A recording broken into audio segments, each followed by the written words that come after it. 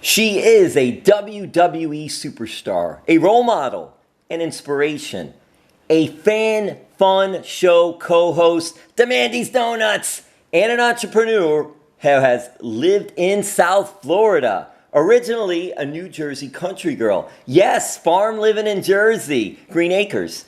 She is the first openly lesbian WWE superstar, opening a door of acceptance in sports, entertainment, and life. What she has earned is on her own merits and efforts and abilities, and because she is not this or not that, she is herself.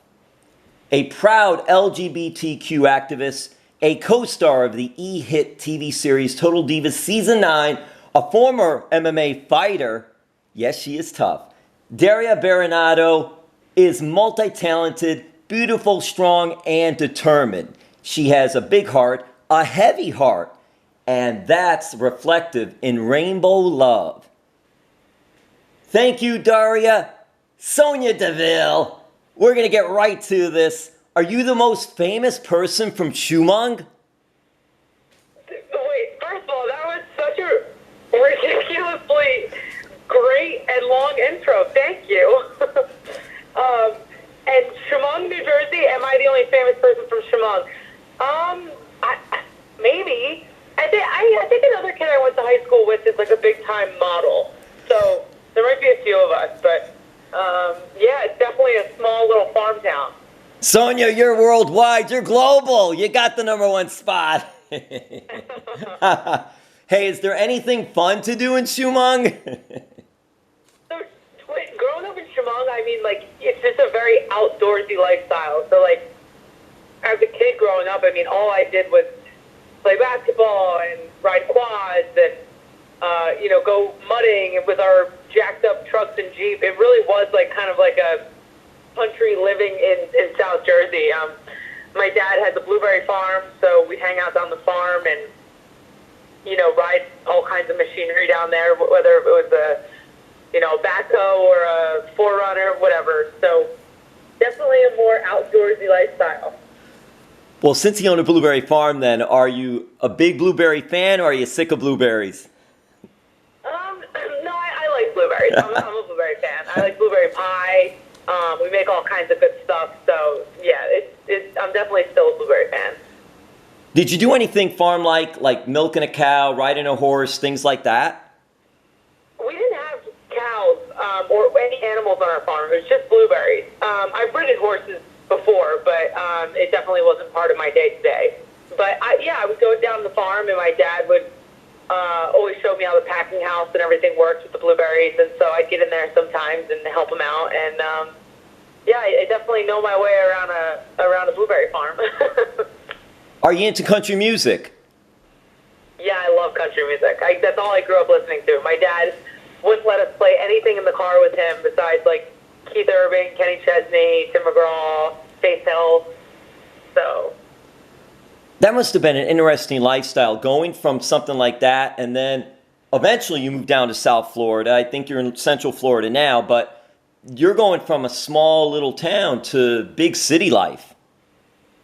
Yes, when the day I graduated high school, I actually got in my car and I drove to South Florida. I always wanted to, you grow up in, the town you grow up in, you always want to leave, right? You always want to do different things and explore the world. I mean, some people end up staying and some people end up leaving, but I just knew that my heart was to travel and to see the world. So, yeah, I moved out the day of my high school graduation. I was still 17. I lived in South Florida, trained MMA full-time. That's why I went down there to train with the American Top Team. And then from there, I moved to New York City to pursue acting and MMA. And then from there, I went to LA, figuring it would be kind of the best of all the worlds that I wanted to pursue. And then, I was just grinding, bartending, managing a bar, and fighting MMA full-time and hosting a podcast. And then all of a sudden, WWE discovered me through MMA and kind of recruited me for Tough Enough. That's it. You hit all the big cities, too, and all. Did you acclimate pretty quickly, though? Yeah, I'm a social butterfly. So Mandy always says, it's funny, she's always like, you can drop Daria in a room with any anybody, and I'll make conversation. I like to socialize, and I like to meet new people, and it was always hard at first. Every new town I moved to by myself, it was always like the first year you don't know anybody. It's hard to make friends. But after that first year is when you kind of get used to it. But then that's when I usually ended up moving to the next place. So, yeah, the last 9 years of my life, I've kind of just been a gypsy, just bouncing around from town to town trying to pursue my dreams. Was your family cool with you moving to South Florida at the time? You're 17, 18 years old, right? So they were supportive of me moving to South Florida, but it's because I told them I was going to college down there. My dad enrolled me in Palm Beach State University, which is like a state college attached to FAU, Florida Atlantic.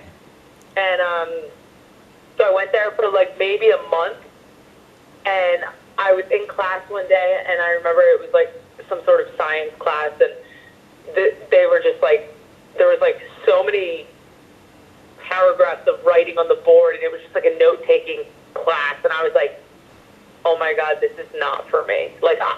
I cannot do 4 years of this. And so I just knew I was a passionate person. I knew I was extremely determined and hardworking, and I had faith in myself to do it without schooling. And so I wanted to be an MMA fighter. And so I dropped out and I trained full time and worked my ass off. Won a bunch of national grappling tournaments at first, and then got into acting down in Miami. I was on Burn Notice and Glaze a little bit. It was background work or whatever I could get my hands on. And I was like, I want to be a performer and I want to be a fighter. And I didn't know that those two things were combined in a world called wrestling. And so when WWE came about, it was the craziest, everything's meant to be, everything happens for a reason type thing, because everything I've been studying and training for prepared me for sports entertainment.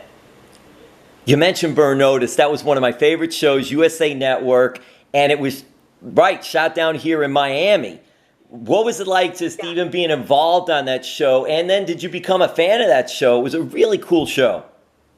Yeah. So my sister watched the show, and so I was literally online Googling how to become an actor. I'm 17 years old. I want to get parts in a movie, and the easiest stuff to get your hands on is background work. So I would go work literally 14-hour days on set of Burn Notice, and I was a prisoner in the background that had no lines or anything, and same thing with Glaze. And so I would just sit there all day, and I think you'd get a $90 stipend per day or something like that, and you're there, like I said, 12, 14 hours.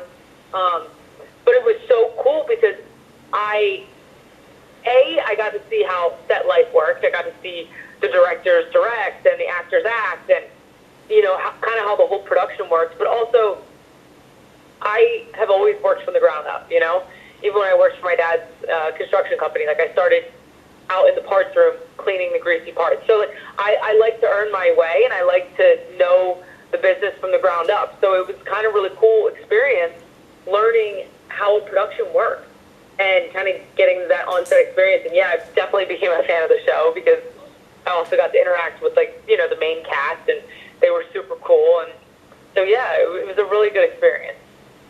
Well, you mentioned construction company, Blueberry Farm Construction Company. You must get a lot of your hard work and determination getting right in there, going at it like you do in WWE, 110% from your dad. Yeah, without a doubt. If there's one thing I can credit my dad for, it's definitely my work ethic. Growing up, he never sat still. He never, there wasn't such thing as a lazy day. I mean, we'd enjoy ourselves, obviously. We'd hang out by the pool, and go out, but he was a workhorse. And it was from 4 a.m. to 7 p.m. He was doing nothing but work. And, he took a 20-person construction company from his father and turned it into, I think now there's 200 employees. So he's a workhorse, and he has earned everything that he has today. And so I definitely wanted to follow in his footsteps in that sense, but I wanted to create my own path. I didn't want to inherit the family business. I didn't want to, work for him. I wanted to do my own thing, and he eventually respected that. And so now, it's cool for him to kind of see my progress on my own and what I've accomplished and what I've set It's also cool family gets to see on TV, right? Yeah, he loves it. He follows me to all my big pay-per-views, and he'll come with me all around the country to different shows and stuff. He's a big supporter now. Now, does he have a number? Well, I guess Mandy would be his second favorite. Does he have any favorites after that? Yeah, he loves Mandy. Loves Mandy. He likes Liv Morgan because Liv's a good friend of mine too. I think they're probably his two favorites. Now, you mentioned MMA, an American Top Team here in South Florida, Coconut Creek, which is incredible, and the talent that's there is unbelievable. Did you have any inspirations, MMA fighters, that helped just from an inspirational standpoint? Hey, this is something I want to do, or is it just the sport itself? It was definitely, I was definitely inspired. Gina Carano was like the coolest thing in the world to me as a 15-year-old when I started training in Jersey. I was like, I saw her on TV a couple times on Strikeforce and Elite XC back when UFC didn't have women, didn't have a women's division at all. And I thought it was the coolest thing ever that here she is, this, feminine, beautiful woman who gets inside a cage and is absolutely destructive and just so talented. And right then and there, I was like, this is what I want to do with my life. I was obsessed. I would watch all the women's fights, Chris Cyborg, Gina Carano, all the women back in the day before, pre-Ronda Rousey, pre-UFC, having a women's division. And I was fascinated. And I was like, this is what I want to do. And so I set my mind to it, and I had my 3 fights, and then WWE came along, and I had no plans on leaving MMA for WWE, none at all. I was like, I'll go to the tryout. If I do the show, I do the show. It's a good opportunity. But I fell in love, and I had to make a really hard decision when I got, signed to WWE. But my mind was already made up. I already knew that I had fallen in love once again with a new sport, and that was, sports entertainment and wrestling. And so at that point, it was an easy decision. But at first, it was tough because I had loved MMA so much. Well, Sonya, I'll mention Dan Lambert, who is Mr. ATT, Mr. American Top Team, Mr. ATT. He is the owner, and he loves wrestling, and he gets involved in wrestling. He's been on some TV spots with other companies and all. So there is a nice crossover, too, between pro wrestling and MMA back and forth. And then you mentioned Ronda Rousey. What was it like seeing her just succeed so much in MMA and then do so well with the crossover in WWE? Yeah, I mean, she's a badass. She's an all-around talented woman.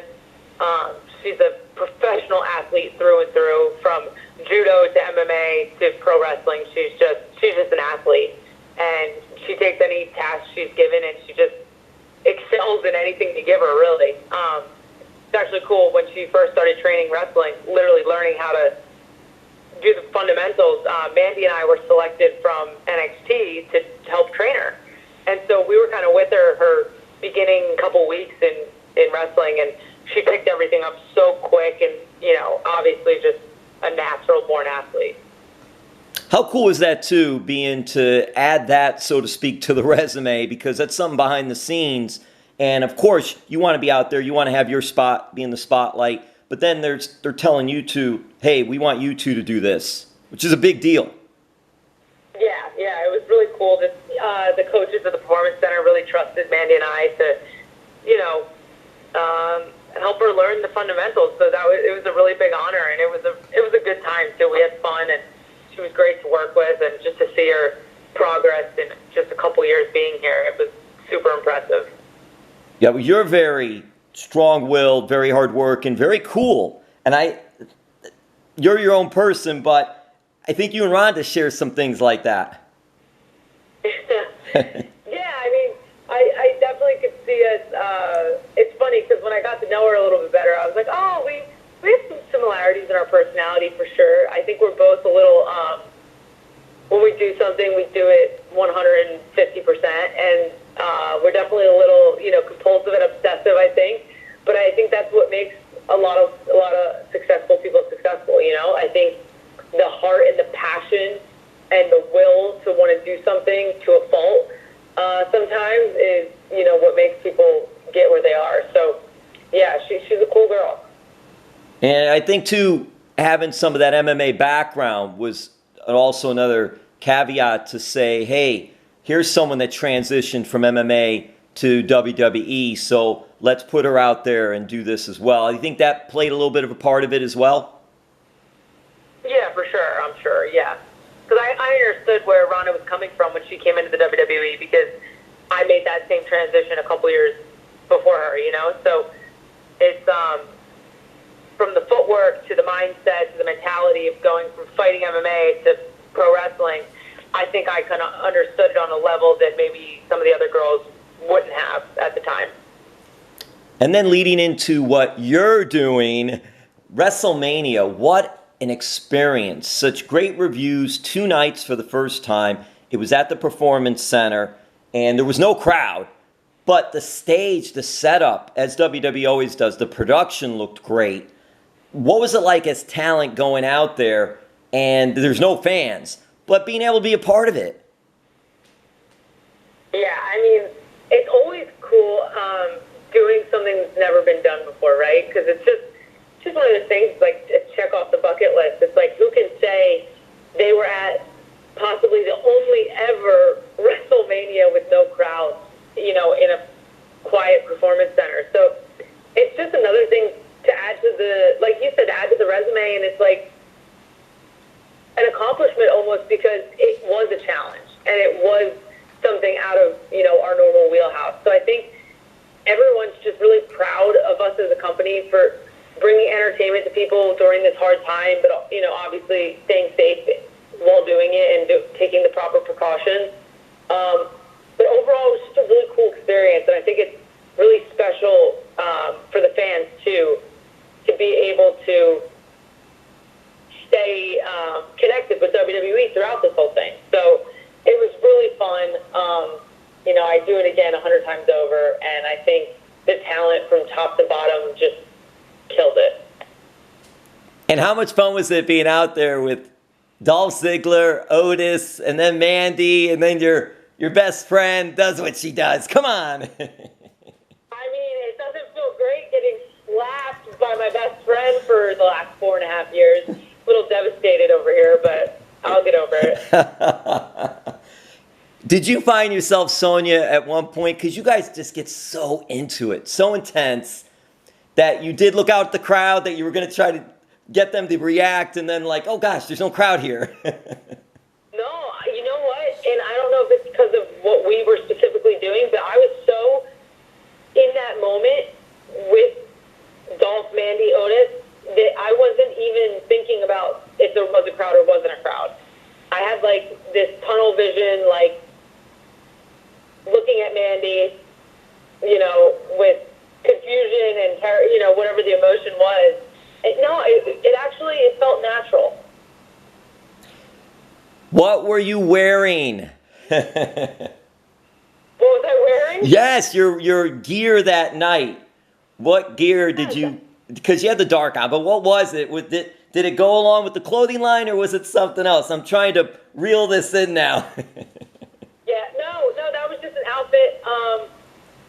My character's in a little bit of a transitional phase right now. We don't really know what Sonya's thinking or what she's doing, so she just rocked a hot bodysuit with some cargo pants and came out there and felt confident. Okay, but down the road, are we going to see you wearing something with something called Rainbow Love? And can you tell us about it as well? Yeah, so definitely a possibility. Like I said, Sonya's evolving right now, and she's in a little bit of a transitional phase, so definitely new stuff to come. But Rainbow Love is my new clothing line that I just launched like 2 weeks ago with my friend Bobby, who is part owner of Black Craft Clothing. And basically, it's a line underneath a larger clothing line called Heavy Heart. And the whole concept of the line is it's okay to talk about those taboo emotions. Like sometimes we veer away from talking about sadness or depression or suicide, and I think it's very important to talk about those things and to acknowledge them. And so one of our first T-shirts under the Rainbow Love collection is, it has the Suicide Prevention Hotline on the back of the shirt in rainbow lettering.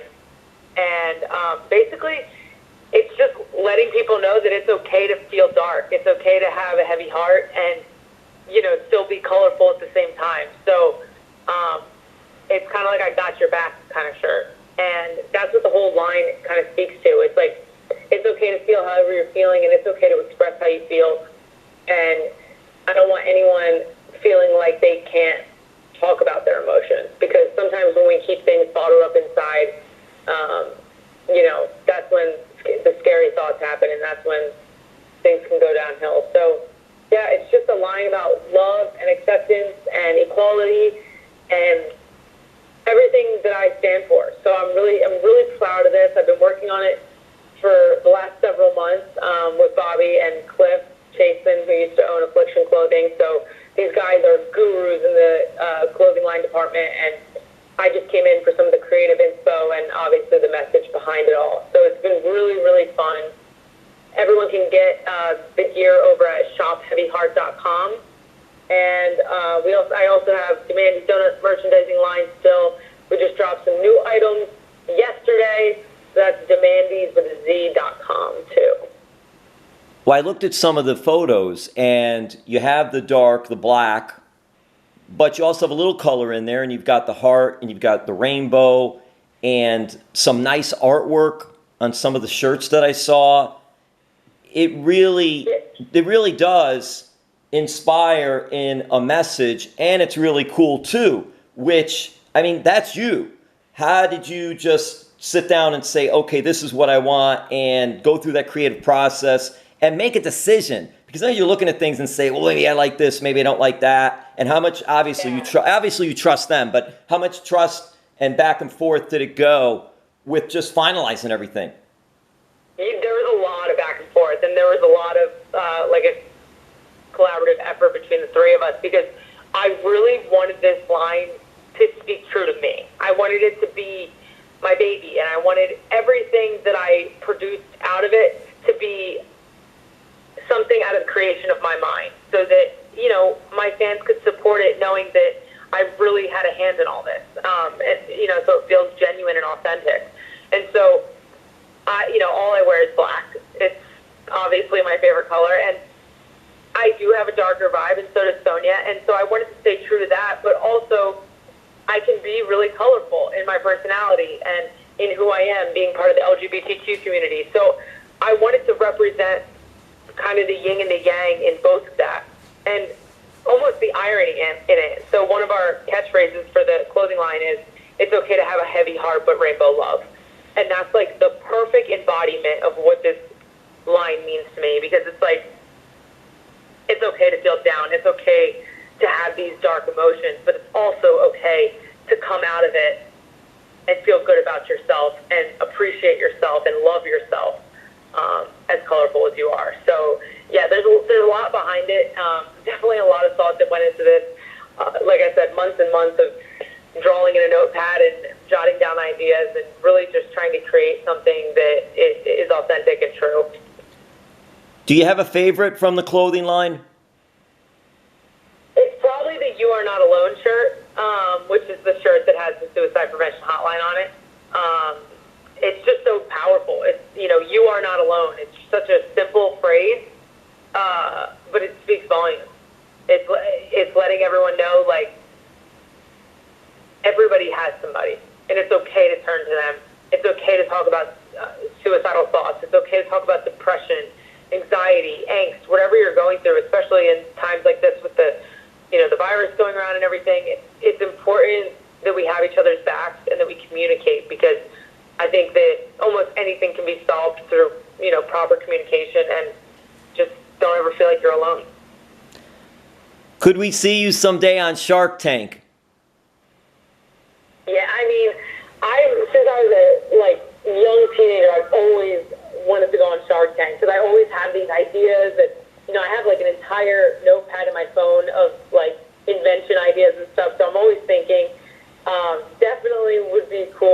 future. I just gotta fine tune those ideas and figure out what it is. But I'm a little busy right now with the other 3 or 4 businesses I have. So maybe in the future, though.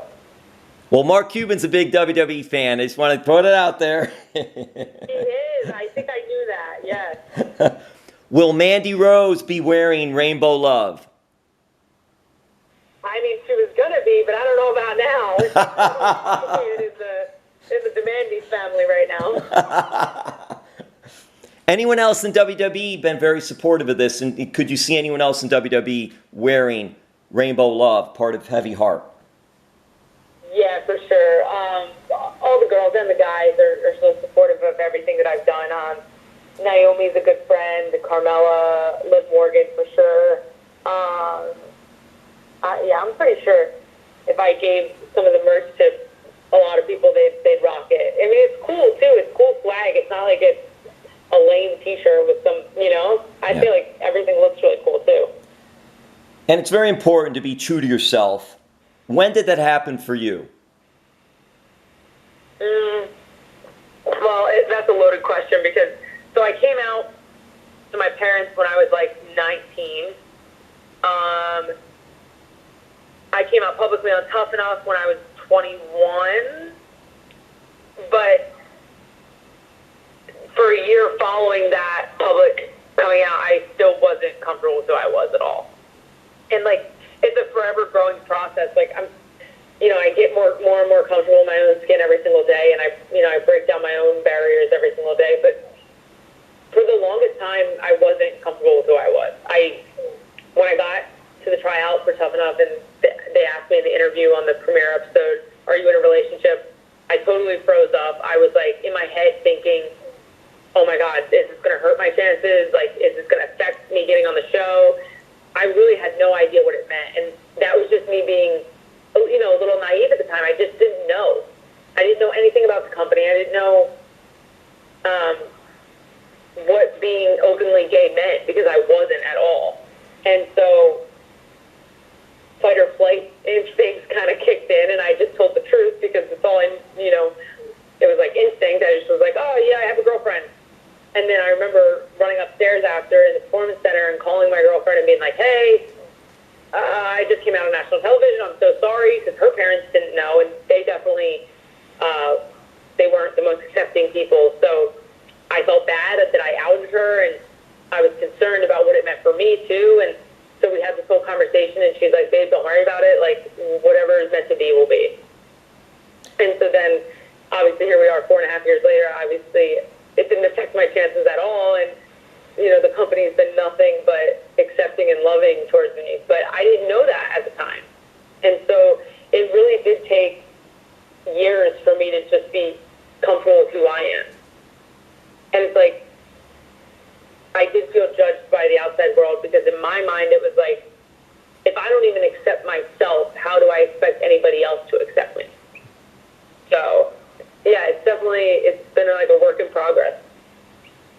And it's being true to yourself, which you are doing, which is awesome. And that's inspired so many others. You've gotten so much through social media of people just saying, "Hey, thank you so much. That must have felt really, really good."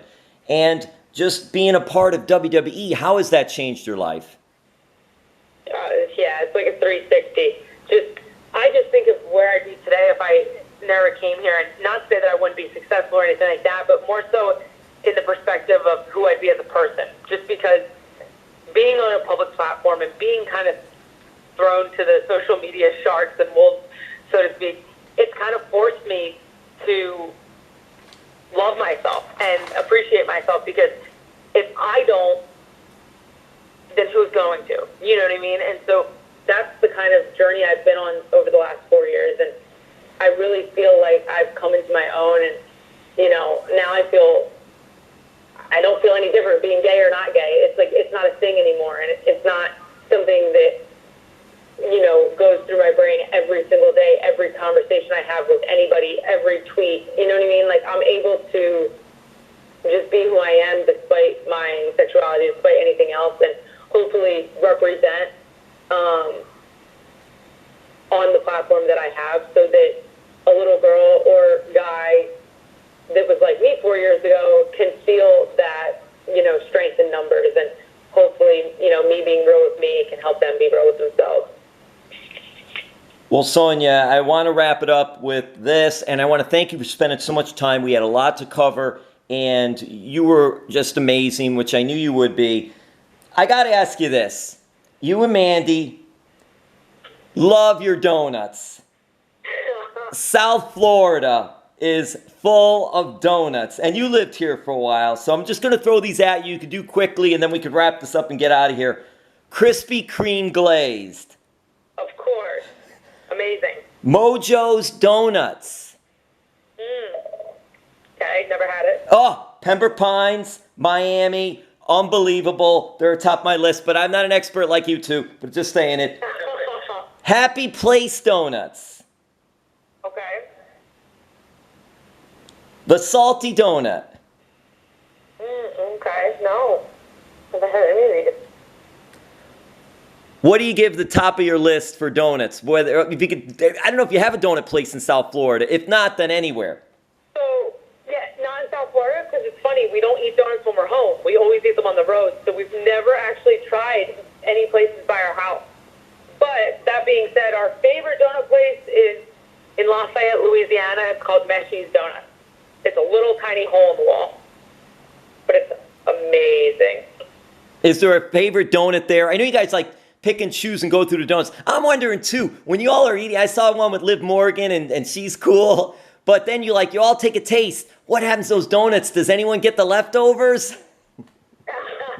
Yeah, sometimes we'll give them out. Sometimes, when that camera goes off, we only have so much time on YouTube. When that camera goes off, we finish them up. Whose idea was that to do that? Because that is so much fun. It was both of ours. We always ate donuts when we were in NXT. And my dad would always mess around with us and be like, oh my God. Like, he loved that we ate donuts and were, in shape and worked out. I don't know, whatever. It's like a dad thing.